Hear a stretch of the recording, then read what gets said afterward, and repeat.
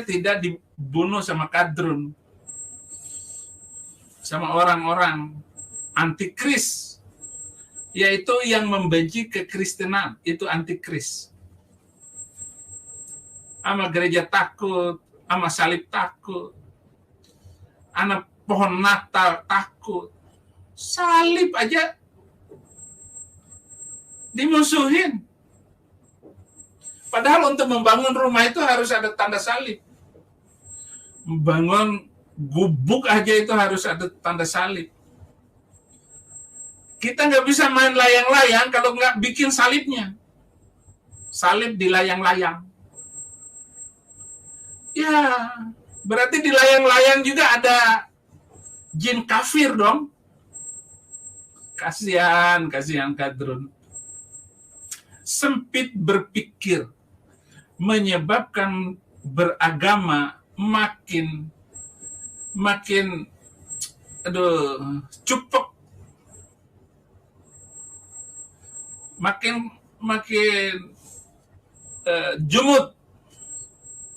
jumut beragama itu adalah penyakit yang membuat sebuah bangsa tidak bisa maju. Nanti dihitung inilah sesuai nggak dengan undang-undang agama kita. Wah, nggak cocok gitu. Pemimpin ini cocok nggak untuk agama kita? Oh ya nggak cocok. Kita harus pilih yang sesuai dengan agama kita.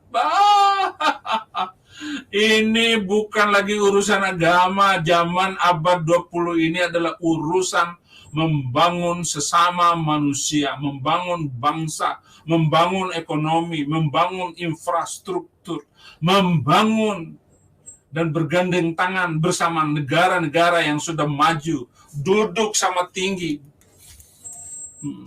duduk sama rendah, berdiri sama tinggi, dibalik sama saya.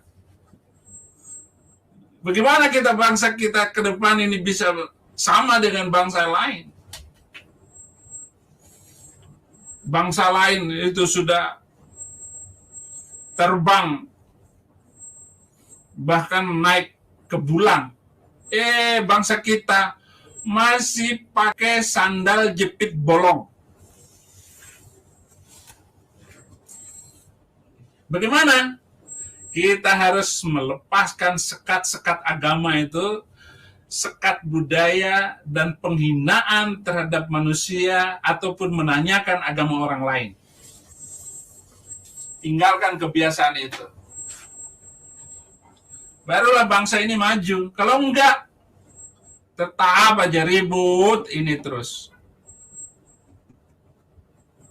Agama tidak pernah membuat sebuah bangsa maju. Tetapi karena dasar agama, negara-negara semua runtuh, kacau. Bagaimana Anda mau membangun khilafah di Indonesia? Jangan mimpi di siang bolong. 1924 itu sudah tidak ada lagi khilafah di dunia. Sudah tercerai-berai, sudah porak-poranda. Dan negara-negara yang berdasarkan kepada khilafah itu sekarang sudah bangkrut semuanya. Pakistan hancur, Afghanistan hancur, Syria porak-poranda, Libya luluh lantak, Mesir hancur, Iran, Irak nggak pernah akan maju, saudara. Iran ketakutan dari negara-negara lain, dari negara Arab lain. Lalu mereka membuat senjata nuklir untuk mempertahankan diri. Lalu, ya itu terus. Amerika dan Rusia saling rebut pengaruh di sebuah negara. Lalu dipancing-pancinglah keributan antara negara itu. Ada orang-orang yang di dalam negara. Dipancing-pancing. Saudara nggak tahu kenapa dipancing. Supaya Amerika dan Rusia bisa menjual senjata di satu negara yang konflik. Yang untung adalah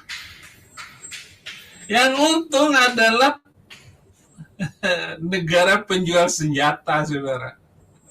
Yang mati orang-orang itu juga. Inilah kasihan. Yang diributin adalah emosi iman itu, emosi di dada. Lalu ditunjukkan ayatnya ini. Kamu harus maju. Bunuh itu. Jadi sudah mengkafirkan sesama muslim sendiri. Tega. Tega luar biasa. Orang Ahmadiyah dibunuh. Waduh. Kalau kita kalau lihat itu video Ahmadiyah dihancurin. Dibunuh orangnya kayak oleh orang yang berjubah yang membunuhnya. Nah, ini kita tidak akan melakukan lagi ke depan. Mari kita membangun hidup toleransi dan damai. Saya sebagai orang Kristen, damai itu hanya ada dalam Yesus. Di luar Yesus tidak ada damai. Maka Yesus disebut Raja Salom, Raja Damai. Dia tidak pernah bawa pedang. Jangankan pedang, pisau dapur saja tidak pernah dibawa Yesus Kristus. Tapi ada nabi setelah Yesus Kristus. Dari ratusan kali peperangan, dia memimpin 27 kali peperangan sebagai panglima perang. Jadi itu bedanya. Beda antara Yesus, ajaran Yesus damai itu. Dan keselamatan tidak ada di dalam nama siapapun. Di bawah kolong langit ini tidak ada nama orang boleh selamat, hanya nama Yesus. Kisah Rasul 4 ayat 12. Hanya nama Yesus, di luar Yesus tidak ada damai. Itu kalau saya orang Kristen. Karena saya pendeta ya, disisipkan pesan ini.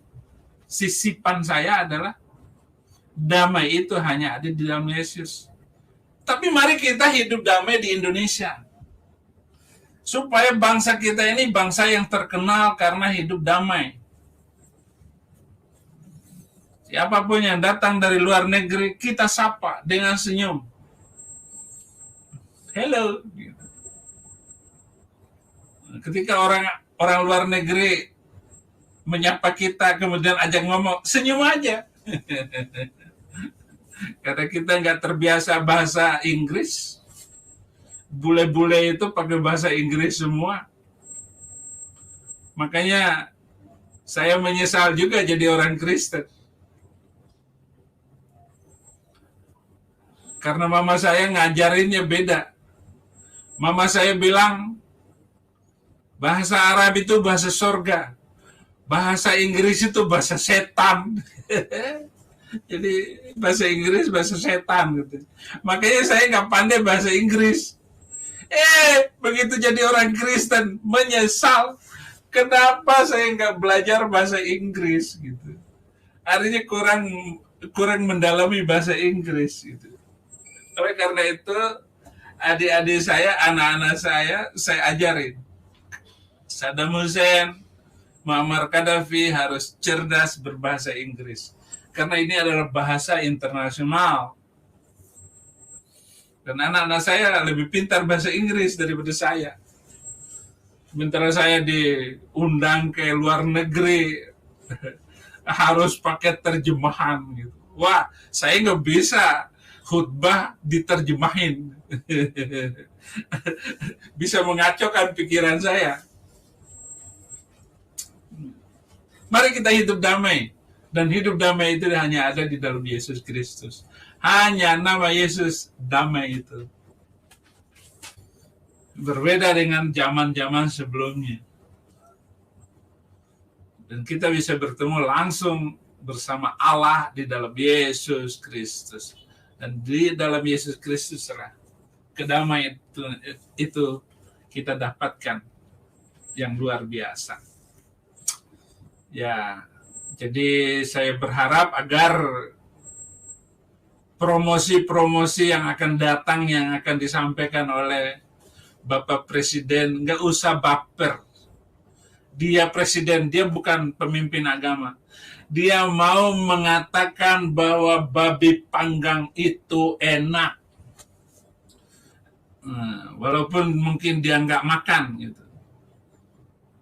Tapi walaupun dia makan, ya dia orang Jawa, nggak masalah. Dia nggak makan babi kok, yang dimakan dagingnya. Haleluya. Jadi itu tanggapan saya untuk berita hari ini. Maju terus presidenku. Anda telah menunjukkan orang yang luar biasa cinta rakyat. Sampai makanan aja dipromosikan oleh Pak Jokowi. Dan saya sudah keliling Indonesia, saya melihat bagaimana bandara-bandara di mana-mana itu sudah bagus semuanya. Sudah menjadi bandara internasional. Ya. Sampai Labuan Bajo itu bandaranya bagus. Tinggal kita merawat apa yang dibangun ini agar kita semua bisa hidup sebagai warga negara yang smart, gitu. Kayak orang luar negeri itulah, gitu. Kayak turis-turis. Gitu. Bagaimana kita jangan turis itu, kalau saya ya naik haji jangan di Mekah saja, kita naik haji juga ke Amerika, ke Yerusalem, melihat tapak tilas para nabi, gitu. Supaya wawasan kita makin bagus, makin luas.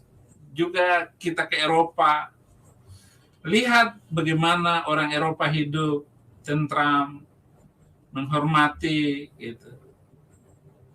Menghormati setiap orang dengan luar biasa. Jadi nilai kemanusiaan itu lebih penting kita utamakan. Dan kita harus menulis sejarah Indonesia adalah sejarah yang luar biasa dengan tinta emas. Dan Presiden Jokowi ini luar biasa. Maju terus Bapak, jangan takut.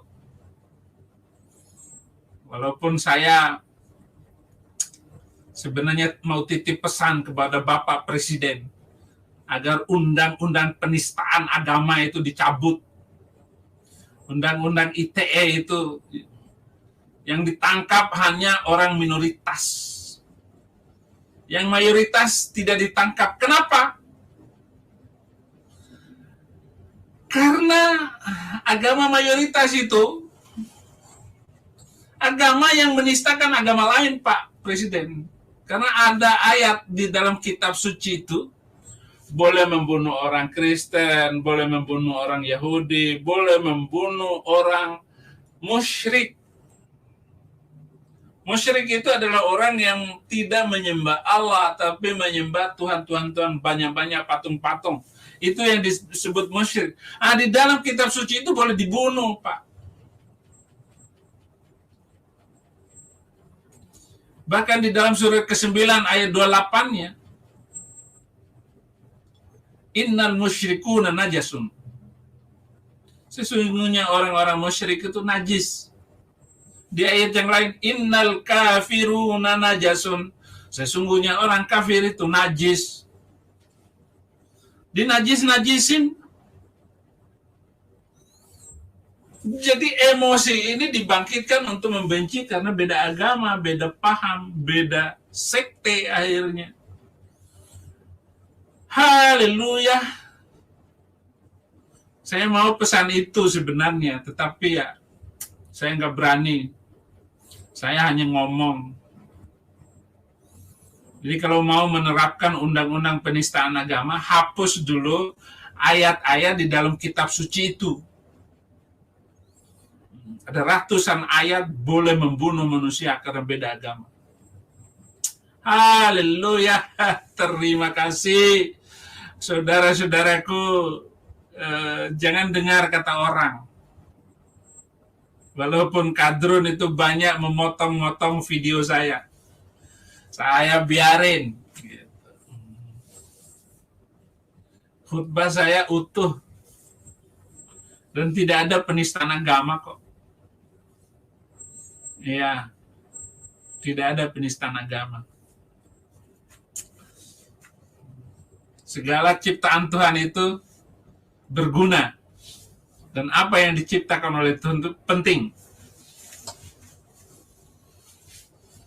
Kenapa babi kok nggak dibasmi oleh Allah? Karena minyak babi itu bagus. Minyak babi itu mau vaksin apa saja, itu perlu pakai minyak babi. Nggak ada vaksin tanpa minyak babi. Orang-orang Papua itu, kenapa badannya kuat? Walaupun jarang pakai baju. Karena mereka lumuri tubuhnya dengan minyak babi. Nyamuk nggak makan, nggak doyan. Semut nggak ngejar. Bahkan ular pun kalau mencium minyak babi, mundur dia. Mundur ular itu, ular beludak itu. Nggak doyan. Nah, sampai yang saya tahu, waktu saya baca majalah Panji Mas dulu, orang-orang Papua yang masuk Islam itu masih makan babi. Mereka makan babi, memang itu teman. Jadi sudah kayak teman itu. Bahkan babi itu digendong-gendong sama mereka. Karena sayang sekali dengan babinya. Loh kok diharamkan? Kata mereka. Ini makanan enak. Kemarin saya pulang dari Lampung. Keluar dari Merak.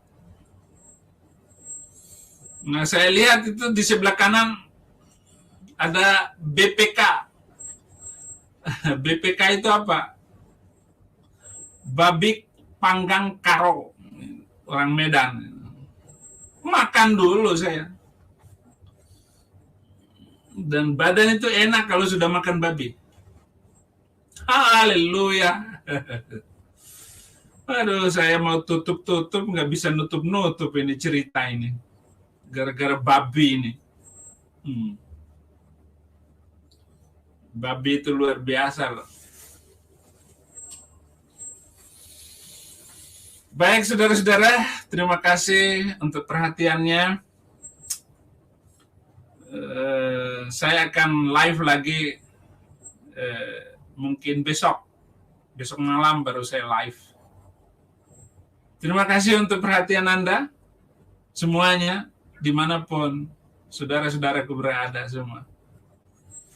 Hanya nama Yesus yang kita tinggikan, yang kita agung-agungkan.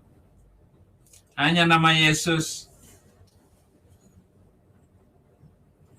yang Nama di atas segala nama kita boleh selamat hanya di dalam nama Yesus. Hanya dialah jaminan.